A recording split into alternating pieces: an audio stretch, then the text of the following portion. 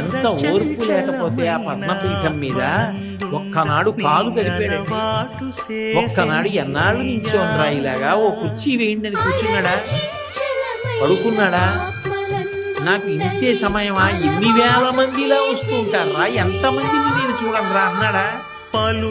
అలా చూస్తూనే ఉంటాడు, అనుగ్రహిస్తూనే ఉంటాడు. ఎక్కడో మొరలు పెట్టుకున్నా ఆపద మొక్కల వాడి కాపాడుతూనే ఉంటాడు, క్షమిస్తూనే ఉంటాడు. అంత ఓర్పుతో రావాలి అవతారం. అందుకే మొదటే ఓర్పు పట్టి వచ్చి రావడం అన్ని అవతారాల్లాగా రాలేదు.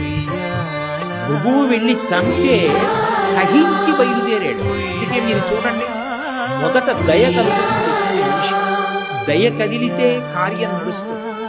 నేను అలా వెళ్ళిపోతున్నాను అనుకోండి, ఏదో దేవాలయంలో వెళ్ళి హుండీలో 100 రూపాయలు వేద్దాం అనుకుంటున్నాను. వెళుతుంటే ఒక పిల్ల తల్లి కంఠం పట్టు